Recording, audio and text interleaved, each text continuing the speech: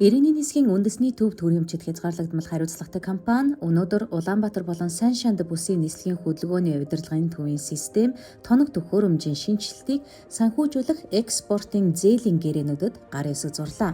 Уг яслалт зам тээврийн сайд Дэлгэр сайхан бүгд найрамдах Франц улсаас Монгол улсад суугаа элчин сайд Корин Перейра нарын хүндэтгэлийн дор иргэний нисхийн үндэсний төв төрөмчөд хязгаарлагдмал хариуцлагатай компани Худалдаа хөгжлийн банк, Францын BPI France банк болон Thales компани төлөөлөл оролцлоо.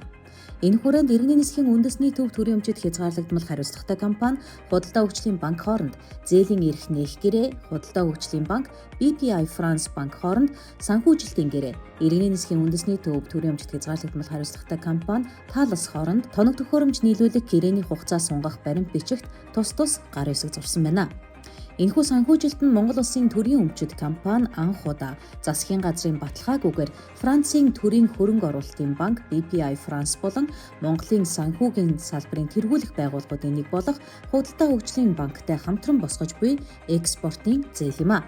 Энэ нь төрийн өмчөд байгууллагуудын санхүүгийн чадах, олон улсын итгэлцлийг шин түвшинд харууллаа. За баярлалаа. Юуны өмнө өнөөдөр бас монголчуудын хувьд их баяртай үйл явдал болж байна. Ялангуяа одоо гал морин жилийн гал морь өдөр бид агарын навигацийн тоног төхөөрөмжийн шинжилтийн хүрээнд Монгол Улсын засгийн газрын дэмжлэгтэйгээр тэгээ ингээд анх удаа тоног төхөөрөмжийг 30 жилийн дараа шинжилж байна. За энэ тоног төхөөрөмжийг шинжилснээр Монгол Улсын агарын орон зай нэмэгдэх, мөн Монголын агаар дээгүүр дамжин өнгөрөх онгоцны тоо нэгдүгээр нэмэгдэнэ. Хоёрдугаарт аюулгүй байдал бас хангагдана.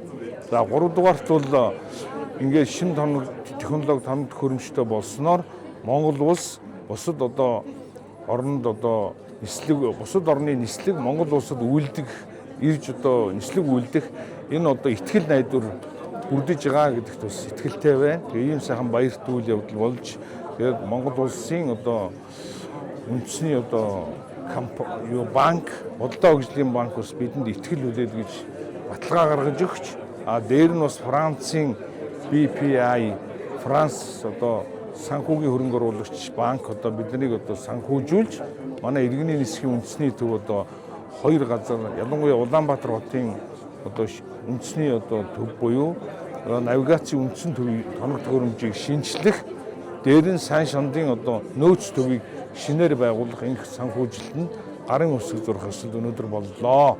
Энэ бол Монгол улсын хувьд бол томоохон 30 жилийн дараа бид агаарынхаа навигацийн тоног төхөөрөмжийг дэлхийн стандартад нийцсэн ийм тоног төхөөрөмжөөр шинжлэх болсон дэх баяртай байна. За одоогийн байдлаар бол иргэний нисхийн үндэсний төв компанийн хувьд бол төрийн өмчт хязгаарлагдмал хариуцлагатай компани бол үндсэн 3 чиглэлээр үйл ажиллагаа явуулж байгаа. За эхнийх нь бол агарын навигацийн үйлчилгээ, за нисгуудлуудын үйлчилгээ, нисхийн аюулгүй хамгаалтын үйлчилгээ гэсэн үндсэн 3 үйлчилгээг бол бид үзүүлж байгаа. За үүний нэг нь болох иргэний нисхийн салбарт хамгийн чухал хүчин зүйл бол агарын навигацийн үйлчилгээ. За мэдээж өнгөрсөн хугацаанд бол 30 жилийн өмнө Азийн хөгжлийн банкны санхүүжилтээр хийгдсэн хөрөнгө оруулалтаас хойш бол өнөөдрийн энэ хийгдэж байгаа хөрөнгө оруулалтын гэрээ бол маш том тоног төхөөрөмжийн шинжиллийн ийм гэрээ болж байна, санхүүжилтийн гэрээ. За энэ гэрээ зурагдсанаар бол цаашдаа иргэний нисхийн салбарын тоног төхөөрөмжийн агарын навигацийн тоног төхөөрөмжийн шинжилгээг, за мөн кибер аюулгүй байдлыг бэхжүүлэх, за үүнээс гадна салбарын боловсон хүчнийг бэлтгэх, нислэгийн удирдагч, агарын навигацийн инженер техникийн ажилтнуудыг бэлтгэхэд бол үндсэн суур хүчин зүйл болж байгаа. Тэгээ энэ гэрээний хүрээнд бол маш олон төслүүд бас давхар хэрэгжин. Мэдээж бүсийн нислэгийн хөдөлгөөний удирдлагын төвүүд, түүний тоног төхөөрөмжүүд, тэнд ажиллах боловсон хүчин гээд маш олон том цар хүрээтэй ийм төслүүд бол хэрэгжих юм аа энэ салбарт.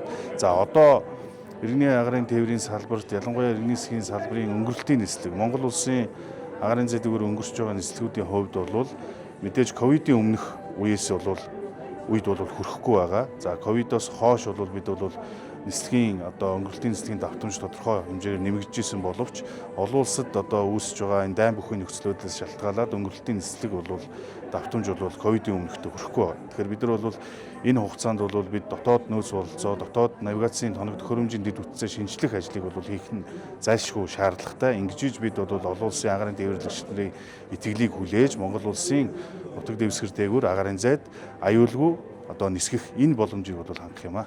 Мэдээж Монгол улсын хувьд бол далаад гарцгүй landlocked гэж ярьдаг. Далаад гарцгүй юм улс. Тийм учраас бол Аз, Европыг түрүүн бас сайдын үгэнд дурдгдсан Америк руу чиглэлийн зарим нислэгүүд бол Монгол улсыг одоо дамжин өнгөрдөг. Тэгэхээр бол өнгөрөлтийн нислэг бол энэ агаарын зайн хувьд бол манай улсын хувьд бол маш чухал одоо стратегийн ач холбогдол газар зүйн байршилд байрладаг.